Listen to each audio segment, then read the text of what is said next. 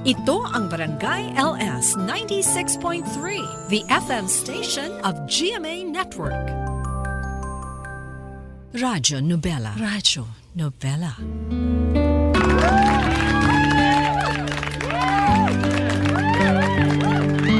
Dear Ate Ruby, ako nga pala si Jill, 27 years old. Ang kwentong isishare ko sa inyo ay tungkol sa dati kong best friend na si Via. Nagkakilala kami nung nasa college kami pareho. Hindi kami magkapareho ng course pero naging magkaklase kami dahil sa isang minor subject. Naalala ko siya ang unang lumapit sa akin nung napansin niyang hindi ako komportable nung araw na yon. Hindi ko siya masyadong pinansin dahil hindi naman ako palaimik talaga sa mga hindi ko kakilala. Naging close lang kami dahil nagawa niya akong iligtas nang minsang muntika na akong maghahasa. Second year college ako nung ginabi ako ng uwi dahil kinailangan kong manood ng isang theater performance sa school namin. Mag-isa ako noon na naglalakad papunta sa inuupahan kong kwarto. Tapos bigla akong hinila sa isang madilim na parte ng parke ng isang lalaking may malaking balat sa kilay niya. Hindi ko makakalimutan ang pagmumukha niya dahil siya nagbigay ng pinakamatinding takot sa buhay ko. Nang akma niyang huhubarin ang pangitaas ko, dumating si Via na may hawak na malaking kahoy at inihampas niya yun sa ulo ng lalaki. Hinila niya ako para makatakbo papalayo. Hindi ko na nagawa pang magpunta sa pulisya dahil sa naramdaman kong takot na baka kapag ginawa ko yun, balikan niya ako. Di ko rin nagawang sabihin sa mga magulang ko dahil sa pareho na dahilan. Tanging ako at si Via lang ang nakaalam sa nangyayaring yon. Ito ang naging dahilan para maging close kami sa isa't isa. Kahit nga hanggang makatapos at makahanap kami ng trabaho, siya pa rin ang kasama ko. Naging best friends kami at yun siguro ang pinakatamang desisyon ko. Nagsimula ang pangakong magiging mag-best friend kami nang minsang akuin niya ang kapalpakan ko sa trabaho.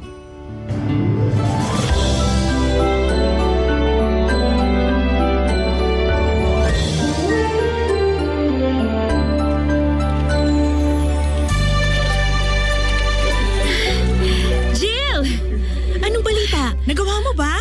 Oo. Thank you, Mia! The best ka talaga! Maasahan ka talaga, grabe! I love you! I love you! I love you! Baka pag I love you kay Jan, kala mo jowa mo ko ha? Hindi ka ba tinanong sa main branch kung bakit late yung monthly report ko? Tinanong syempre. Nalate ka kaya ng isang buwan, girl? Talagang tatanungin nila yun. Ano na? Isususpend ba ako? Tatanggalin na ba ako? Blacklisted na ba ako? Alam mo, masyado kang praning. Okay na. Paano nga okay na? Anong mangyayari? Tingnan naman! Huwag mo akong bitinin, kinakabahan ako sa iyo eh.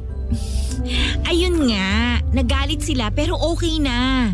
Nasalo ko naman yung galit nila kaya hindi na makakaabot sa'yo sa Monday. Ha? Paanong sinalo? Ako na yung pinagalitan nila. Bakit? Kasi sabi ko, ako yung nakalimot na ipasa yung reports kasi inabot mo sa akin. Teka, ako naman talaga yung nakalimot na ipasa eh. Bakit mo sinalo? Bakit mo dinamay ang sarili mo?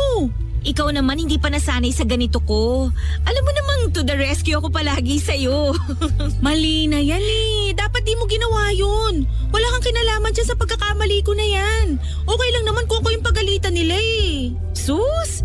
Sanay na ako napapagalitan sa work, no? Nasanay kang laging napapagalitan kasi inaako mo lagi yung mga mali ko. Ayos lang yun. Sanay na talaga ako, promise. Huwag kang mag-guilty dyan. Matibay itong dibdib ko. Pero Via... Okay na nga, di ba? Parang gusto mo pa yatang ma-realize ko na mali lahat ng ginawa kong pagtatakip sa'yo rito sa trabaho eh. Ay, hindi ko alam kung ano mangyayari sa akin kung wala ka. Parang di ko deserve na maging kaibigan ko. Ops! Hindi mo ako friend, ha? Uy, ang dami na nating pinagdaanan. Di mo pa rin ako friend.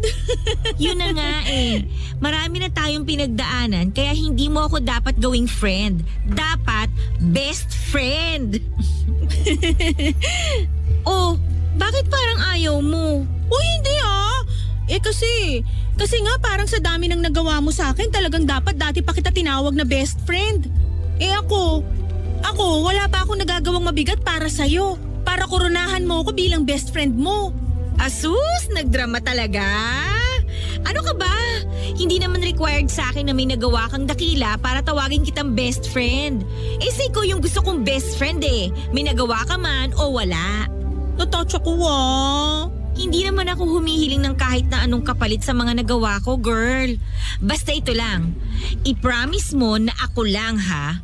Ako lang yung best friend mo forever.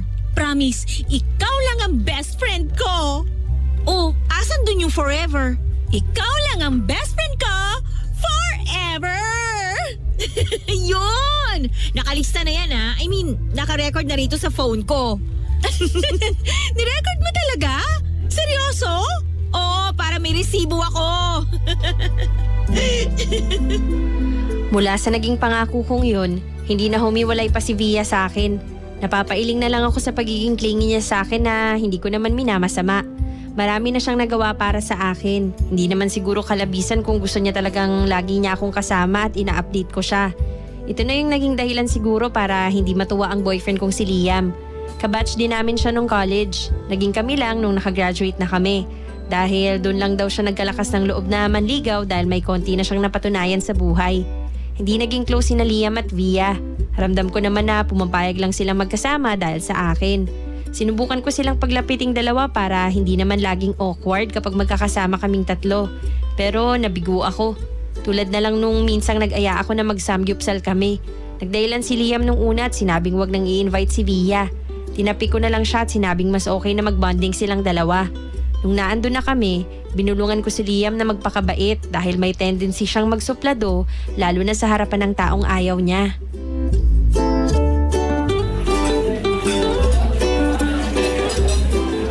Ay, ubos na yung lettuce. Kuya! Kuya! Kuya! Grabe, deadma talaga. Nakita naman niya akong kumakaway-kaway dito. Marami kasi siyang hawak, bes. Teka, ako na lang ang tatawag. Kuya!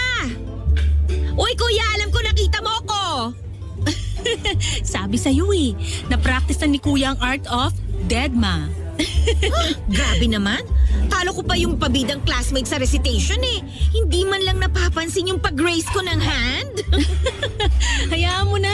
Hintayin na lang natin na may dumaan dito. Boss? Yes sir. Wow, napalingon mo. Boss, pa-refill naman ng lettuce tsaka Kuha ka na rin ng rice at cheese. rice and cheese na rin. Okay po, sir. Salamat boss ha. Rush ka siguro nun, kaya lumapit agad. Di naman kasi kailangan pasigaw yung pagtawag para hindi nila ma-feel na para silang katulong. Sorry na. Buti na lang, jowa ko kalmado.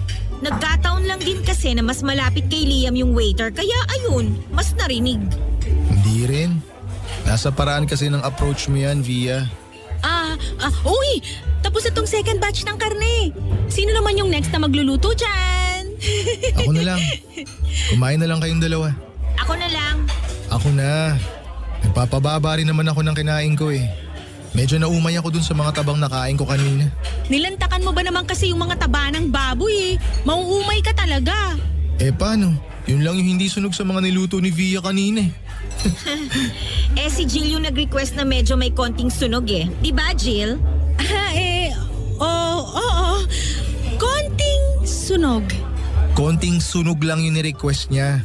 Pero yung ginawa mo naman, akala mo sasali sa Ati-Atihan Festival eh. Joke lang, Via.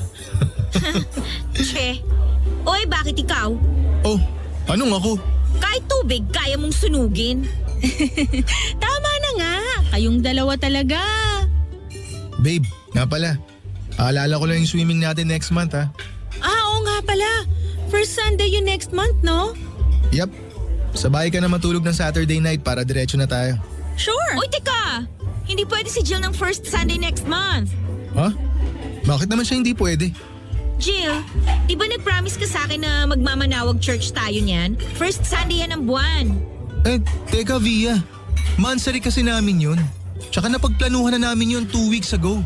2 weeks ago lang pala eh. Kami last month pa yun. Pero mansari nga namin yun. Pero dapat mas nauuna ang pagsisimba. Liam, mas nauna nga palang nagsabi si Via. Sorry ha, nakalimutan ko na naman. Kung gusto mo, sumama ka na lang sa amin ni Via para makapag-celebrate na rin tayo ron ng mansari natin. Kung doon kayo magse-celebrate ng mansari nyo, di out of place na naman ako. Ako tong nagplano na pumunta ron, tapos ako naman tong may etsa puwera. Uy, hindi naman, Via. Kailan naman nangyari yung ganyan? Eh kasi... Okay na, Jill. Mag-enjoy na lang kayong dalawa sa Manawag Church nyo. Yun na lang yung regalo ko sa'yo para sa mansari natin. Di ka sasama? Di na, plano nyo yan eh. Ayoko may tsapuera dyan kung sakali. Tsaka hindi rin naman ako paborito ng langit eh. Di ba, Via? Hindi ako makikipagtalo dyan. Pabantay naman tong bag ko. CR lang ako ha. Thank you. Okay. So hanggang kailan ba ako magiging second place sa buhay mo? Oh, ano na naman yan?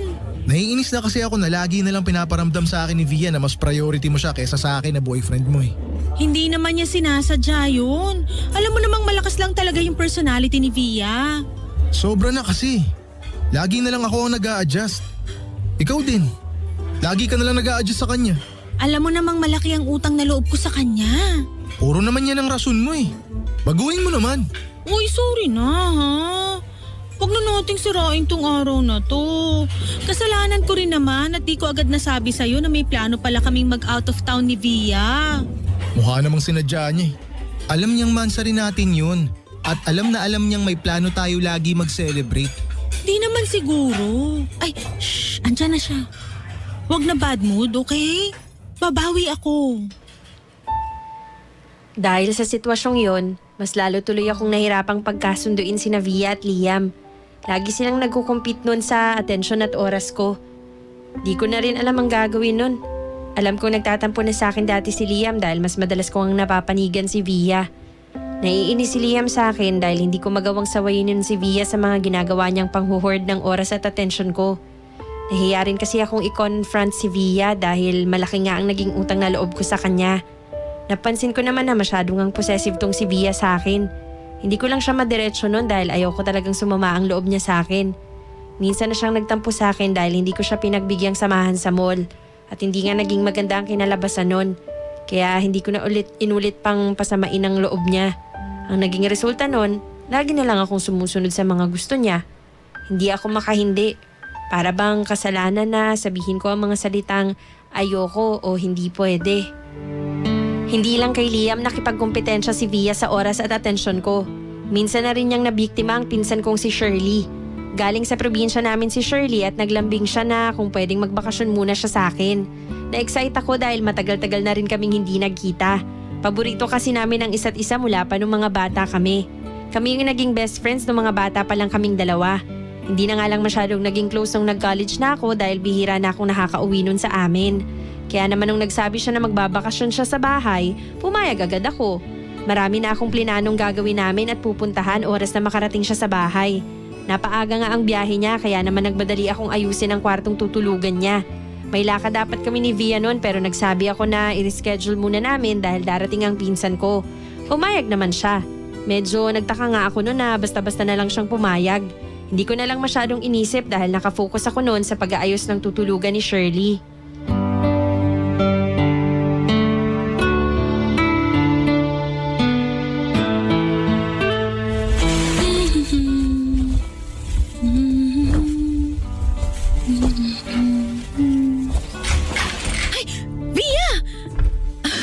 Nakakagulat ka naman.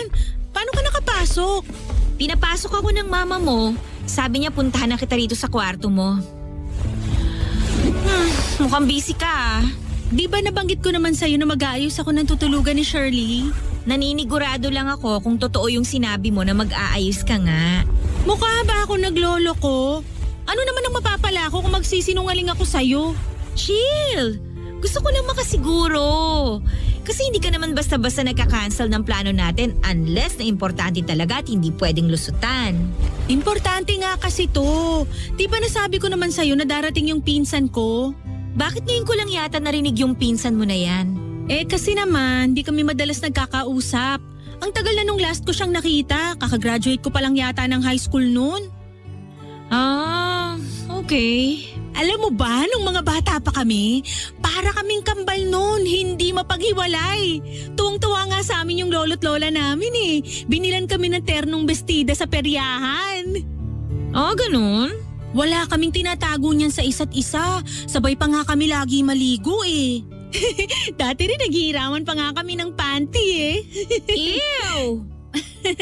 Mga bata pa naman kasi kami noon. Nung nagsimula nga kami magka-crush, nagtulungan kami para mapansin lang kami. Tumatakas kami tuwing siesta para makipagbahay-bahayan dun sa mga crush namin. Ang landi ah. Bata pa kasi kami noon kaya di pa namin alam kung ano yung mga bawal. Siya kasi yung unang best friend ko eh. Kaya sobrang nalungkot ako nung... Ano? Ang sabi ko, sobrang nalungkot ako nung... Hindi yan! Hindi yan! Alin ba dun? Yung crush o... Yung best friend mo siya! Siya naman kasi talaga ang unang naging best friend ko. Di ba nga nung mga bata tayo, madalas unang best friend natin ang mga pinsan natin kasi sila yung lagi nating nakakasama at... Hindi! Hindi pwedeng ganon! Isa lang! Isa lang dapat ang best friend mo at ako yun, di ba? Ikaw naman talaga ang best friend ko kasi si Shirley... Walang pero ako lang! Ako lang dapat! Wala akong dapat kahati sa'yo! Wala! Wala ka namang kahati eh. Ano yung sinasabi mong best friend mo yung pinsan mo? Nangako ka sa akin, di ba? Ilang beses ko iniligtas ang buhay mo, tapos malalaman ko, iba pala yung tinuturing mong best friend mo? Via, ikaw naman oh. Hindi naman ako nakakalimot sa pangako ko sa'yo. Ikaw lang naman talaga tong best friend ko. Yung si Shirley, pinsan ko yun. Saka matagal na rin kaming di nagkikita, kaya wala na yun. Wala na talaga. Hindi mo na siya best friend? Hindi na syempre. Kasi nandiyan ka na eh. Sure ka? Oo naman. Rika, tulungan na kita magpalit ng bedsheet para sa pinsan mo. Hindi ko alam kung narinig ni Via ang kabog ng dibdib ko noon pero grabe yun. Yun ang unang beses na nag-freak out siya sa harapan ko. Hindi ko inasahan na makakasama sa mood niya na malamang may iba akong best friend. Nung na-confirm niyang siya pa rin ang best friend ko, parang wala lang nangyari sa kanya at nagbalik siya sa pagiging masiyahin at clingy. Ako naman tong naiba ang mood dahil sa inasta niya. Pinilit kong umiti at makipagkwentuhan sa kanya. Pero sa loob-loob ko, hindi na maganda ang pakiramdam ko. Nakaalis na ng bahay si Via nung dumating si Shirley. Nakahinga ako ng maluwag nang hindi sila nag-abot na dalawa. Nawala kahit papano yung iniisip ko tungkol kay Via dahil nakaharap at nakausap ko na ulit si Shirley. Nakitulog na lang siya sa kwarto ko at di na ron sa inayos namin ni Via. Nagkwentuhan kami sa mga nangyari sa mga nakaraan at kabataan namin. Nagplano na rin kami ng mga gagawin namin habang nasa bahay namin siya. Maayos na ang lahat eh. Pero kinabukasan, bandang tanghali, nakita ko siyang nag-aayos na ng mga gamit niya.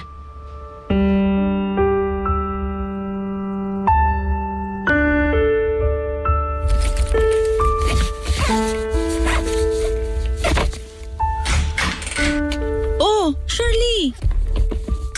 Bakit ka nag-iempake? Jill,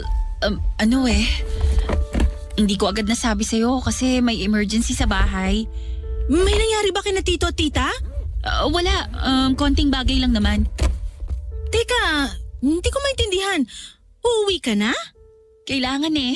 Sorry ha, babawi na lang ako sa'yo kapag ikaw naman ang umuwi sa atin. Pero Shirley, kakarating mo lang kagabi ah. Biglang-bigla naman yata. Kasi may gagawin pa pala ako sa bahay. Oh, akala ko ba may emergency? Emergency at gagawin, kaya kailangan ko na rin umalis. Ang ayos natin kagabi ah. Ang dami nating plano na gagawin ngayon at sa mga susunod na araw. Baka naman pwedeng ipagpaliban mo muna yung pag-uwi mo sa inyo. Hindi pwede eh. Di ba, plano mo naman tong pag-stay mo rito. Sabi mo sa akin inayos mo na lahat bago ka pumunta rito. Nag-leave ka pa nga sa work mo, di ba? Kasi sabi mo marami ka rin gustong bilhin dito sa Manila. Pasensya ka na kasi biglaan talaga eh. Biglaan din tong ginagawa mo ngayon na pag-alis. Ang dami kong plano para sa atin. So kincancel ko na lahat ng lakad ko. Ipapakilala pa nga kita kay Liam bukas, di ba? Ang ayos ng usapan natin, Shirley eh. Jill, sorry talaga ah. Hindi ko tatanggapin yung sorry mo kasi sinira mo usapan natin eh. Ang ayos-ayos na kagabi eh. Jill, kasi... Ay, kahit 2 araw ka lang dito. Sige, papayagan na kitang umuwi after noon. Sulitin mo na lang yung pagod at ginastos mo papunta rito. Hindi kasi talaga pwede eh. Pwede naman. Ikaw lang tong ayaw gumawa ng paraan. Oh, namumuli ang tenga mo. Sa pagkakatanda ko kapag nagsisinungaling ka, namumulay ang tenga mo. Mainit lang kasi dito. Shirley, naka-aircon ako. Anong mainit ka dyan? Natatakot kasi ako, Jill eh. Anong natatakot? Ano ba kasing nangyayari? Mas mabuti sigurong hindi ko na lang sabihin sa'yo. Baka madamay ka pa. Pinapakaba mo naman ako eh. Ako rin, Jill, kinakabahan na eh. Maupo nga muna tayo. Oh, ayan, sabihin mo na yung totoo. Makikinig ako. Ano ba yung nangyari? Kanina kasing madaling araw nung nagising ako, bigla akong nakatanggap ng mga text. Hindi ko rin kilala yung nag-send pero tinatakot niya ako. Paanong tinatakot? Na kapag hindi pa raw ako umuwi sa probinsya, may mangyayari sa aking masama. Baka naman wrong send lang. Hindi, Jill. Parang kilalang kilala ako ng taong nagtitext eh. Alam niya lahat ng detalye sa akin kung saan ako nakatira, sinong magulang ko, kung nasan ako ngayon. Huwag kang masyadong kabahan. Baka nang luloko lang yan. Nag-send pa siya sa messenger ng picture at video ko na papasok ako dito sa bahay niyo. Ano? Halatang kagagawa lang ng Facebook at sinadyang gawin yun para isend sa akin yung pictures na papunta ako dito sa inyo. Shirley! Marami siyang alam tungkol sa akin. Hindi ko siya kilala pero bakit ang dami niyang alam tungkol sa akin? Kaya ako natatakot. Kaya gusto ko nang umuwi. Please, Jill. Hayaan mo na akong umuwi. Ay, sige. Mag-ayos ka na. Hahatid kita sa terminal. Tatawagan ko lang si Liam. Huwag ka na magsama ng ibang tao. Tayong dalawa na lang. Natatakot ako, Jill. Ngayon lang nangyari sa akin to. Oo. Sige. Magsasapatos lang ako tapos tara na. Nabasa ko lahat ng pinadalang mensahe kay Shirley. May kutob na ako noon na si Via ang may pakananon pero hindi ko lang sinabi kay Shirley dahil hindi naman niya yun kakilala. Lahat ng binanggit sa text na tungkol kay Shirley, lahat yun ako ang nagbanggit kay Via. Inakala siguro ni Via na hindi ko tinandaan lahat ng mga sinabi ko sa kanya noon. Nakaramdam ako ng takot dahil sa pwede niyang gawin. Tinakot niya ng tinakot si Shirley na kung hindi raw ito uuwi sa probinsya, pagsisisihan niya ito. Hindi ko sinabi kahit kay Liam ang nangyari na yun. Tinago ko na lang muna yun sa sarili ko habang hindi pa sigurado ang lahat. Nakaramdam na ako ng takot kay Via. Nung una, hinahayaan ko lang siyang maging clingy sa akin dahil alam ko na wala siyang tumagal na mga kaibigan dahil sabi niya, lagi siyang binubuli noon. Naawa naman ako sa mga naikwento niya na trinaydor din siya ng ilang beses na mga taong pinagkakatiwalaan niya. Kaya siguro hindi ko magawang magalit sa kanya noon kahit sumusobra na siya dahil nga sa sobrang awa ko sa kanya. Yun nga lang, nung mga time na yon, ako naman tong naiipit dala ng sobrang takot. Kaya naisip kong imbestigahan siya noon para maproteksyonan ko ang sarili ko at ang ibang taong pwedeng madamay dahil sa kanya. Dahil sa takot na naramdaman ko noon kay Via, unti-unti ko siyang iniwasan. Marami naman akong ginawang dahilan para hindi siya makahalata na iniiwasan ko siya. Hindi ko sigurado kung nakakahalata siya pero kinailangan kong umiwas sa kanya para maimbestigahan ko siya kahit konti. Wala kasi akong masyadong alam tungkol sa buhay niya noon dahil bihira siya kung magkwento. Hindi ko naman siya pinilit dahil nirerespeto ko ang privacy niya. Kinailangan ko nang alamin yung tungkol sa buhay niya para kung sakali man, magamit ko yun para maprotektahan ko ang sarili ko. Chinek ko ang Facebook niya. Sa pag-search ko noon, lumitaw pa ang isa pang Facebook niya. Hindi ko yun nakita noon dahil hindi naman ako ma-Facebook na tao. Chinek ko ang lumang Facebook niya na yun at matagal na niya yung hindi nabuksan. Mukhang high school pa nung huling gamit niya yun, base sa lahat ng profile pictures at sa last post nito. Hinalughog ko yun. At doon may mga nabasa ako na nagkumpirma sa tumatakbo sa isipan ko noon. Tinawagan ko si Liam para sabihin ang lahat dahil alam kong kailangang may makaalam na. Pinapunta niya ako sa bahay niya para maliwanagan siya sa mga nangyayari.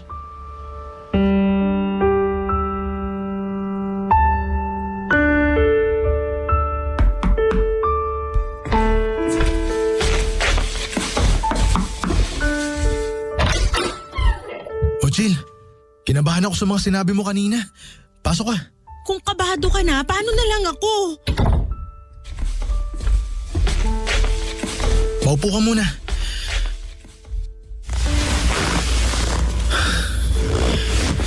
Totoo Totoo ba lahat ng mga sinabi mo sa akin sa phone kanina? Oo, lahat totoo. Anong proof mo? Teka, nandito sa cellphone ko. Ito yung lumang Facebook ni Via. High school pa lang siya niyan. Tingnan mo to, oh. Itong nag-comment sa picture niya? Oo, basahin mo. Isang beses pa na lumapit ka sa anak ko, Via, ipapapulis na talaga kita. Sinearch ko kung sino yan.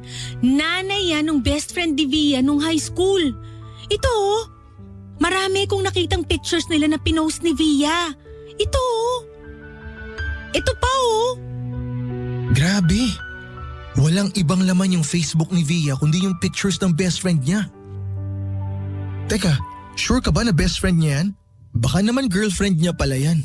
Mag-on pala sila, ganun. Yan din ang inisip ko nung una. Pero may boyfriend yung best friend niya na to. Ano kayang nangyari dati, no? Minessage ko yung best friend niya na yan. Trisha yung name. Nag-reply agad sa akin. Talaga? Anong sabi? Sinubukan daw siyang ikulong ni Via sa kwarto niya. Ha? Bakit daw? Pinagbawalan daw ng nanay ni Trisha na sumama-sama kay Via. Iba raw kasi yung kutob ng nanay. Sobrang kinokontrol daw kasi ni Via si Trisha. O tapos ano nangyari? Tinanggap naman daw ni Via yung gusto ng nanay ni Trisha.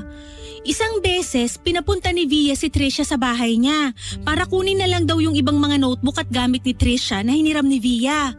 Nagtiwala naman siya. Tapos nilak daw yung kwarto. Di nalaman ng parents ni Via? Wala yung parents ni Via, nasa ibang bansa, di ba? Yung kasama ni Via sa bahay, nagbakasyon ng 2 araw kasi wala naman daw pasok sa school nun si Via. Eh paano nalaman na nandun si Trisha? Nagpasama raw sa mga tanod yung nanay ni Trisha sa bahay ni na Via at dun niya nakita si Trisha sa kwarto ni Via. Hindi ba sila nagdemanda? Minor pa si Via nun. At saka natakot ng sobra si Trisha at pinalabas na pumayag talaga siyang sumama. Kahit di naniwala yung nanay, wala namang pwedeng gawing aksyon kasi si Trisha na mismo yung nagsabi na ayos lang siya. Kung ano yung obsession niya noon dyan sa Trisha na yan, ganun din yung ginagawa niya sa'yo ngayon. Kaya nga ako... si Via, tumatawag. Sige, sagutin mo. Pero huwag ka magpapahalata na kinakabahan ka, ha?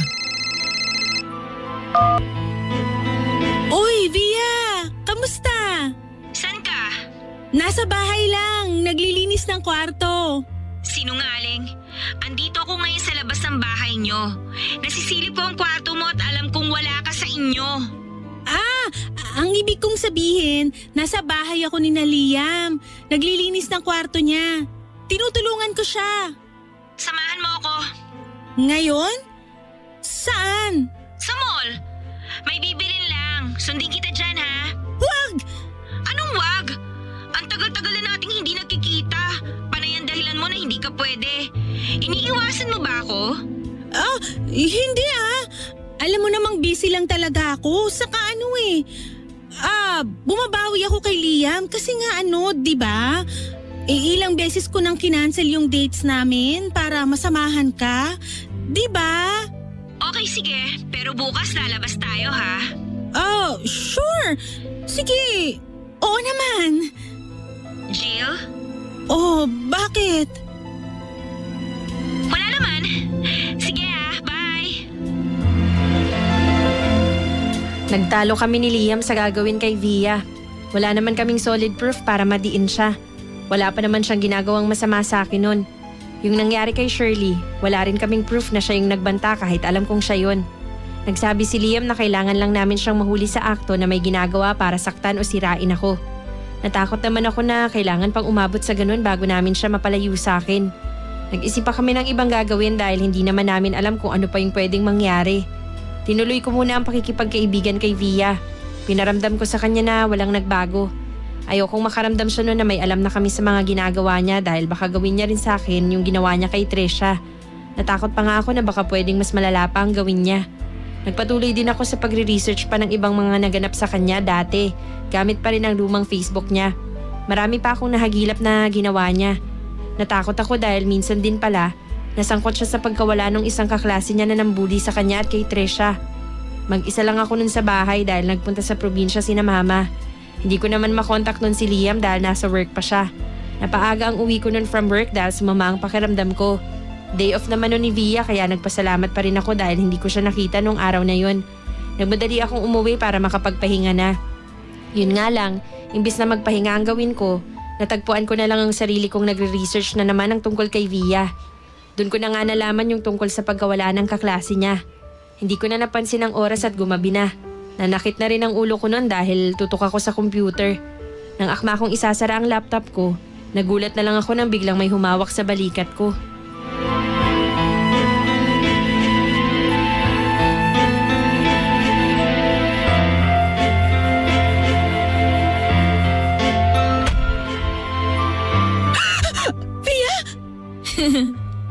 Ngayon ka pa nagulat, kanina pa ako sa likuran mo.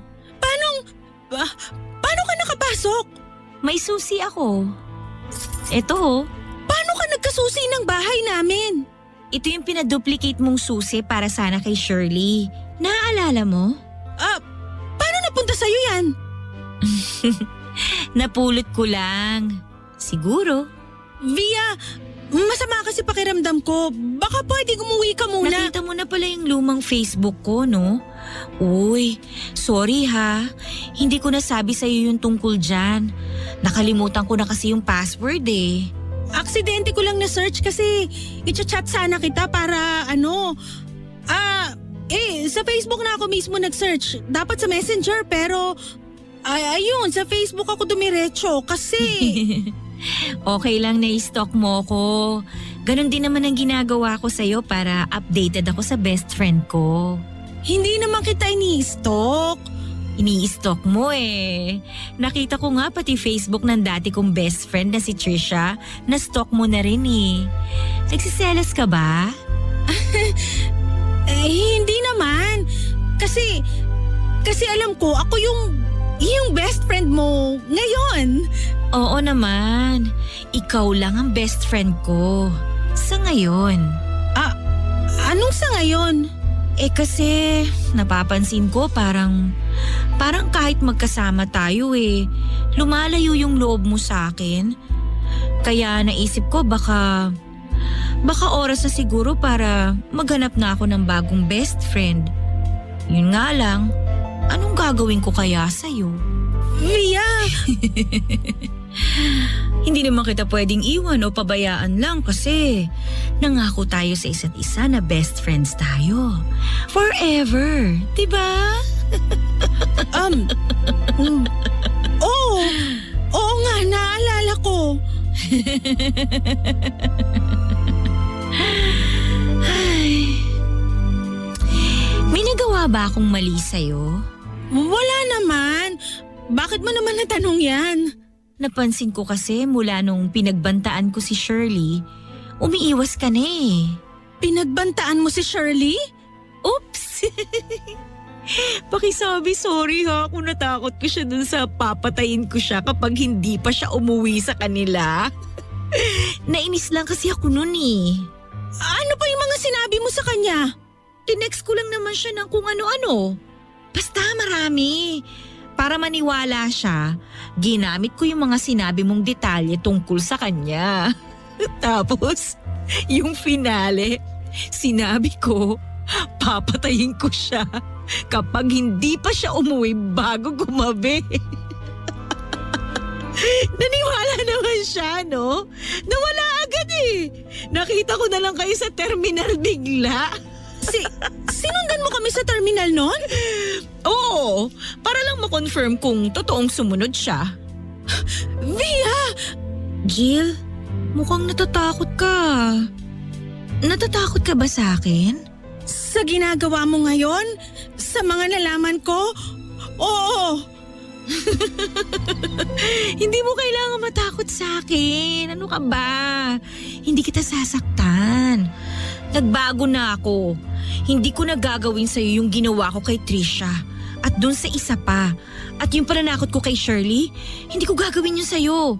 Basta ituloy mo lang na sundin yung promise mo na best friend mo ko. Forever. Oh, okay. Gusto kong marinig na sabihin mo. Best friend mo ko. Forever.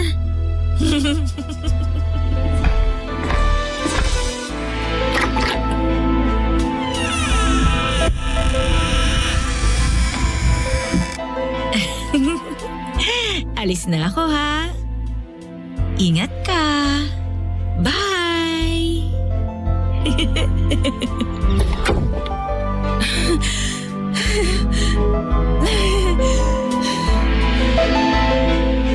Hindi ko na halos maramdaman nun ang legs ko sa sobrang takot.